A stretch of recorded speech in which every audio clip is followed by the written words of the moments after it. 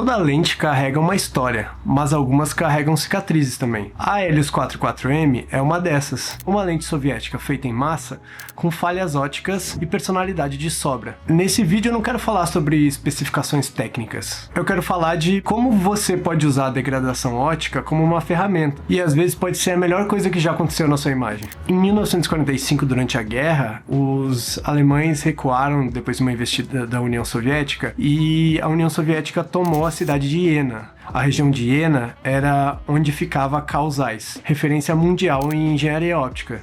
Você já deve ter visto algumas lentes com Zeiss escrito, tanto de óculos quanto para câmeras da Sony mesmo. E nessa invasão, os soviéticos aproveitaram para não só tomar a cidade, como confiscar a tecnologia também. E, claro, projetos óticos, como a Biotar 58mm f2. Tá vendo alguma semelhança aí? Era uma lente com um modelo novo ótico na época, completamente diferente dos que eram usados, o que proporcionava contraste e nitidez central, mas com falhas perceptíveis nas bordas. Os soviéticos fizeram o que eles faziam de melhor na época, que é, eles pegaram o projeto e produziram em massa por um baixo custo. Nascia a Helios 44, com o mesmo esquema ótico da Biotar, 6 elementos em 4 grupos, só que agora com uma produção em larga escala, peças baratas, controle de qualidade variável. O resultado? Uma lente com identidade. Em vez de um fundo desfocado completamente uniforme, ela cria essas espirais em volta do ponto de foco,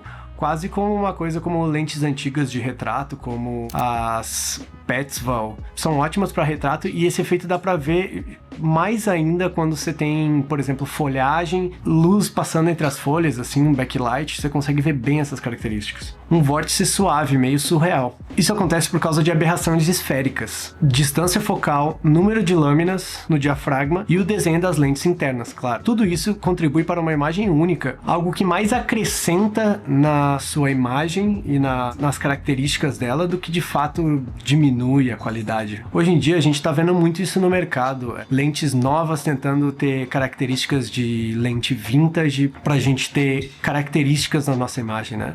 Além das lentes super clínicas e Sharp, a gente está tendo várias lentes que ou imitam fórmulas vintage ou tem as suas próprias aberrações. Agora, recentemente, a gente teve uma lente que você consegue controlar o bokeh dela para as características que você consegue emular. A gente também tem um adaptador que eu quero muito tentar, que é o módulo 8, que são adaptadores basicamente para deixar suas lentes limpas e claras e clínicas com características vintage de certos modelos de lente, como das Super Baltar e lentes assim, mais antigas e muito caras e de difícil acesso, o que é bem legal. A minha Helios é uma 44M, corpo clássico, mount M42. E como você pode ver, ela não tá nem perto de ser uma lente de vitrine. Já foi desmontada, modificada, remontada, já fiz anamorphic, já pintei alguns elementos internos nas bordas para ter um flare com cor diferente. O bom desse modelo que eu tenho aqui é que ele é muito fácil de montar e remontar. Ela tem um trincadinho de eu montar e desmontar ela tantas vezes. Ela já veio para mim num estado meio não dos melhores, né? Você pode ver que tem uns micro risquinhos no vidro ali, mas nada que interfira na imagem final. E ainda assim funciona. Não é perfeita e talvez por isso mesmo seja tão boa e por isso eu gosto tanto dessa lente. E tem modelos diferentes de Helios. Essa é a 44M. Tem a 442, 443, 445, 446, 447 e assim por diante. Elas têm todas pequenas diferenças. Quanto mais baixo o número, mais a chance de falhas na qualidade. E como essa aqui é uma das primeiras, elas nem tem um número, ela é só 44M, por isso tem mais chance de ter essas características próprias da lente. Por exemplo, eu já vi algumas pessoas falarem que a 447, que seria um modelo mais recente ou com melhor controle de qualidade, ela teria menos características. E a 446, 445 e assim por diante, elas vão melhorando um pouco, mas você vai perdendo um pouco da sua personalidade também. É como se cada lente fosse uma edição limitada, mesmo que tenha sido produzida em massa, porque você nunca sabe o que você vai pegar. Você nunca sabe qual brinquedo que vem nesse Kinder Ovo aqui.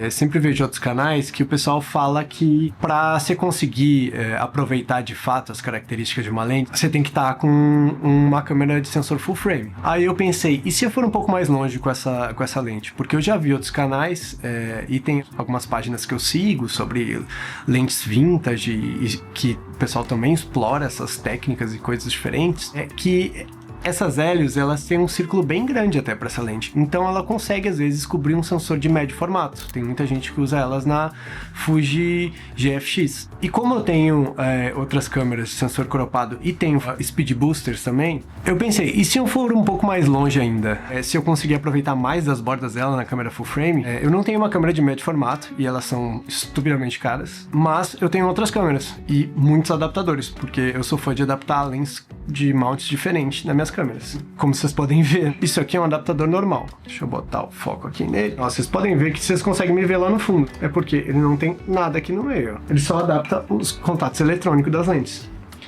Mas isso aqui, que é um dos meus adaptadores favoritos, é um Speed Booster. Ó, você pode ver que ele tem um vidro no meio. Por quê?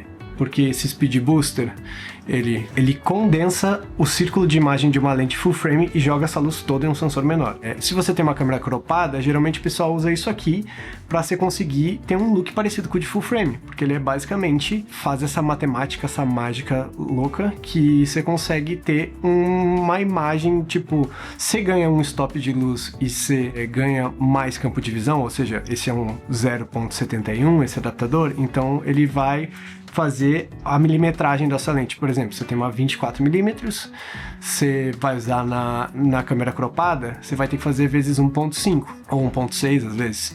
Então vai ficar mais ou menos aí com quase 30 e poucos milímetros. Se você fizer vezes 0.71, que é o que ele compensa de campo de visão, você vai voltar quase aí, digamos, para um sensor full frame ou quase isso, 1.1 de crop por aí.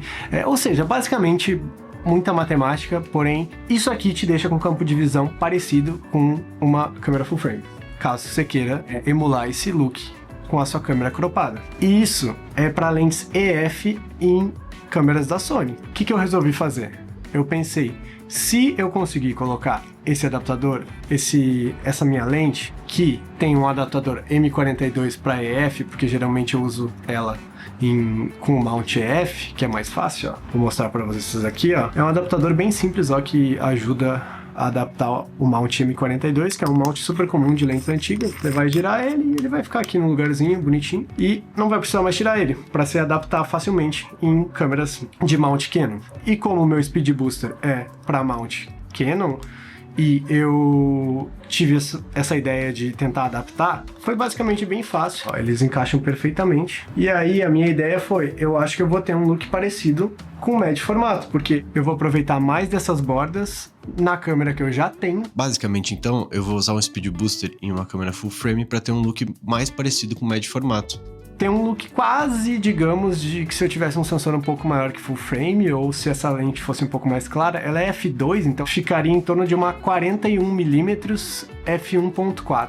O que é um campo de visão bem interessante. Eu gosto muito de 40mm, eu sou muito fã. Apesar de a gente geralmente ficar entre 35 e 50, eu acho 40mm uma distância focal muito boa. Ela é um bom meio termo, assim, tipo para uma lente que serve para tudo. Então, ela ficou com esses resultados super interessantes. O visual chega a lembrar algo perto de médio formato, mais ou menos, se a gente quiser dar uma exagerada. Não pela resolução ou pela proporção, mas pela forma como a imagem parece diferente, assim. É uma coisa um pouco maior que a vida real. Aí, como se não bastasse, eu resolvi pegar um adaptador wide super barato, genérico, que geralmente eles multiplicam o campo de visão por 0.45, que é esse adaptador que tá me filmando agora. Vou tirar aqui para vocês verem. Esse é um adaptador genérico, wide angle, super fácil de achar e super barato. Tem no Mercado Livre, no AliExpress.